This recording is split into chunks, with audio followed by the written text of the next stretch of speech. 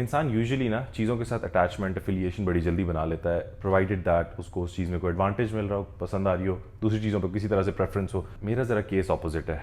मैं यूजुअली चीज़ों के साथ इतनी जल्दी अटैचमेंट्स नहीं बनाता। मुझे काफ़ी सारा टाइम, काफ़ी कंफर्ट और उस चीज़ का इस्तेमाल करने का एक्सपीरियंस पहले चाहिए होता है, उसके बाद मैं जाके कोई अटैचमेंट एफिलिएशन उस चीज़ के साथ डेवलप करता हूँ। इसकी वजह ये नहीं है कि मुझे उस चीज़ में कोई इशू नज़र आ रहा था, इस चीज़ की मेनली वजह यह है कि मुझे कोई एडवांटेज नहीं नज़र आता कि मैं क्यों इस चीज़ को दूसरी चीज़ों के ऊपर तरजीह दूँ। ये कहानी है मार्च 2019 की, जब मैंने पहली दफ़ा दोस्तों के साथ बहरिया टाउन में किसी पिज़्ज़ा रेस्टोरेंट की ओपनिंग के ऊपर सारी गेट टुगेदर गैदरिंग में अपने एक बड़े करीबी दोस्त अली सुहेल के पास ये वाली बाइक देखी। अली सुहेल आरिश बैंड का लीड गिटारिस्ट है, बड़ा अच्छा और बड़ा पुराना दोस्त है। वो उस गैदरिंग पे ये वाली येलो हायाबूसा लेके आया। मैंने उसको जब ये बाइक चलाते देखा तो मुझे वैसी बाइक के अंदर कुछ डिफरेंट लगा। मैंने बहुत शुरू से हायाबूसास को दूसरी बाइक्स के ऊपर प्रेफरेंस इसलिए नहीं दी कि हायाबूसास की एरोडायनामिक्स मुझे देखने में खूबसूरत नहीं लगते थे। सुजुकी कंपनी के साथ कोई मसला नहीं है, लेकिन वैसे बस देखने में मुझे डुकाटीज और R6 और इस तरह की पॉइंटी लुकिंग बाइक्स ज़्यादा अट्रैक्टिव लगते थे, स्पोर्टी लुक देते थे, एग्रेसिव लुक देते थे, थोड़ी सी out of the box look जो एक हायाबूसा देती है, राउंड काउल है, राउंड आगे से फेरेंगे, वो मुझे बहुत ज्यादा अट्रैक्टिव नहीं लगती थी डे वन से when I started liking super bikes. Hayabusa की स्टोरी तो सब सुपर बाइक लवर्स जानते हैं और मैं एक वीडियो में पहले भी जिक्र कर चुका हूं, बट अगेन मैं फिर उन बॉयज के लिए बता देता हूं जो पहली दफा वीडियो देख रहे हैं हायाबूसा के बारे में। हायाबूसा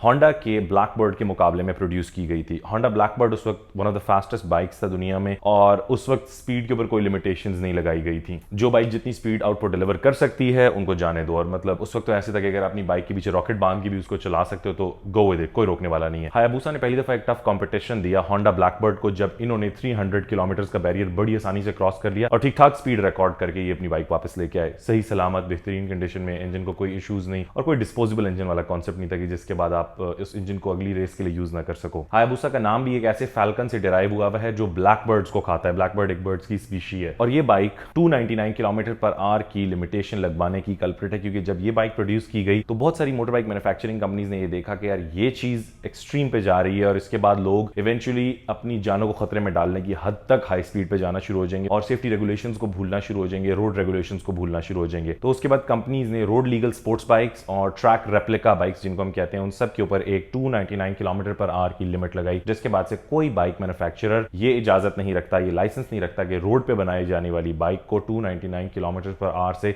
ऊपर जाने की कैपेबिलिटी दे। जब मैंने अली के पास ये बाइक देखा तो मैंने उससे कहा कि यार यहाँ से बहरिया के एग्जिट गेट तक ना जरा मैं ये राइड करना चाहता हूँ। तो मेरे पास उस वक्त जिक्सर 600 थी। मैंने उससे कहा मेरे साथ स्विच मारो, हम दोनों गेट तक ड्राइव करते हैं बाइक और फिर मैं देखता हूँ कि कैसी बाइक लगी। अली ने फौरन रेडिली मुझे वो बाइक दे दी।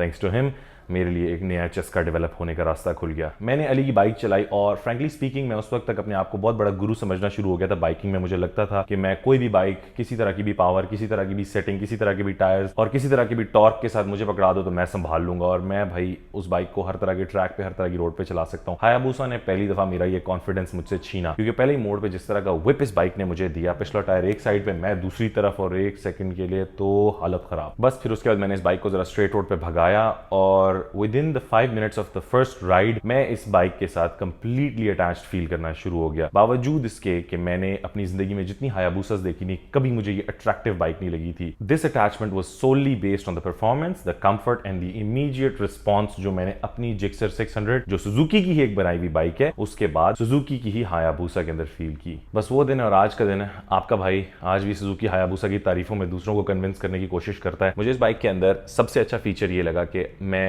6.25 फुट हाइट का बंदा हूं और 6.25 फुट हाइट के बंदे के लिए ये छोटे pocket rockets R6, R1, Aprilia RSV4, CBR, Gixxer 600, Kawasaki ZX10, Kawasaki 636, ZX6R कोई बाइक भी कंफर्टेबल नहीं है। मुझे ऐसे महसूस होता है कि जब मैं उस बाइक पे बैठता हूं तो मैं ऊपर की मंजिल पे बैठ के बाइक चला रहा हूं और उस बाइक का इंस्ट्रूमेंट क्लस्टर जो है वो मेरे फ्रेम ऑफ व्यू से ही बाहर है। मुझे अपना ऑडोमीटर देखने के लिए बाकायदा पूरा मुंह नीचे करना पड़ता है, जो कि एक सेफ्टी हैजर्ड है जब आप स्ट्रेट रोड पे तेज चला रहे हो। अब ये मेरा अपना ओपिनियन है। मेरी हाइट के और जितने बॉयज हैं उनको मैंने देखा है कि उन्होंने R6s भी रखी हैं, ZX10Rs भी रखी हैं। शायद मेरे लिए सिर्फ ये अनकंफर्टेबल है या ये मेरा नखरा है, बट अगेन हायाबूसा ने मेरे वो सारे इश्यूज रिजॉल्व कर दिए जो मुझे छोटी हाइट और छोटी व्हील बेस की बाइक्स के साथ पैदा हुए थे। यहां तक तो इस सवाल का जवाब आ गया गया कि why do I prefer a Hayabusa over all the other bikes in the market, जिनमें काफी चीजें इससे बेहतर हो सकती हैं, including performance, including looks, including a little bit of comfort, including sound, including the engine capacity, the fuel average, और उसके साथ साथ पार्ट्स की अवेलेबिलिटी। अब यहां पर यह बात आती है कि मेरी बाइक के अंदर क्या स्पेशल है। स्टार्टिंग फ्रॉम द एग्जॉस्ट, मेरी बाइक का एग्जॉस्ट 4 हेडर्स इनटू 1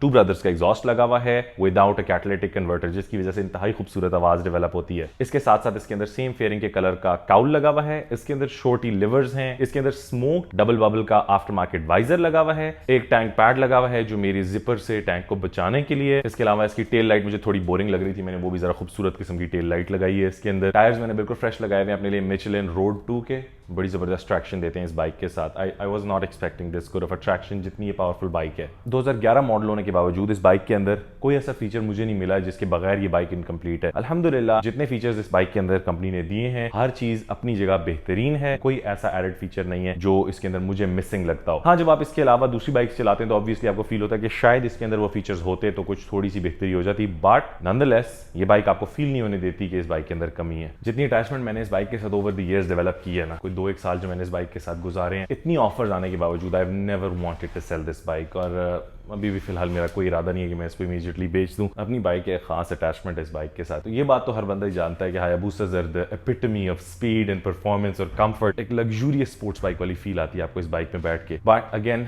इससे बेहतर बाइक्स मार्केट में अवेलेबल हैं, नो डाउट, बट उसके साथ साथ ही पैसे भी उतने ज्यादा बढ़ जाते हैं। इन द एंड ये बाइक जो फीचर्स कैरी करती है और जितने पैसों में ये यूजुअली मिलती है उन पैसों के लिए बाइक बहुत जायज है। अब एक छोटा सा गाइडेड टूर देता हूँ आप लोगों को यार। ये इसके छोटी लिवर्स लगे हुए हैं, ये टू ब्रदर्स का after market exhaust. Usually Hayabusa में 4x2 एग्जॉस्ट आता है, इसमें 4x1 एग्जॉस्ट लगा हुआ है। फ्रेश टायर्स हैं और ये इसकी ब्रांड न्यू DID और JT की chain sprocket set. Smoke visor लगा हुआ है और टैंक पैड इसके टैंक पे। छोटा सा साउंड टेस्ट कर लेते हैं एक।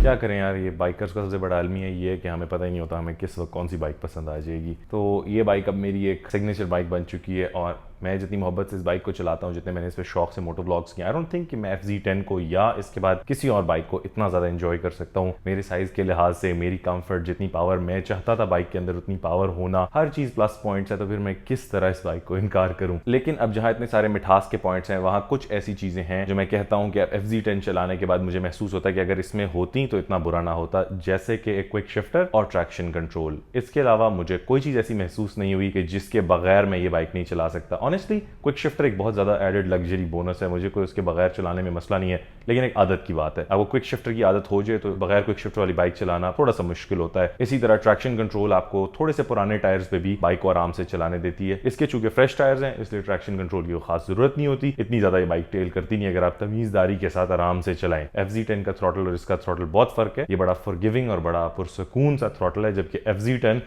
मुंह उठाने की करती है। With that I would like to end this, और मैं इंशाल्लाह आप सबको रेकमेंड करूंगा कि definitely try to drive a Hayabusa once if you get your hands on one. सब बाइकर्स जो बाइकिंग के शौकीन हैं इंशाल्लाह अल्लाह ताला उनको भी अपॉर्चुनिटीज देगा। जरूर सब बाइक्स को टेस्ट ड्राइव करना, आपको खुद समझ आ जाएगा कि मैं क्यों इस बाइक की इतनी तारीफें कर रहा हूं। And that would be all folks, इंशाल्लाह आपसे फिर अगली वीडियो में मुलाकात होती है। टेक केयर और मुझे दुआओं में याद रखें। अल्लाह हाफिज।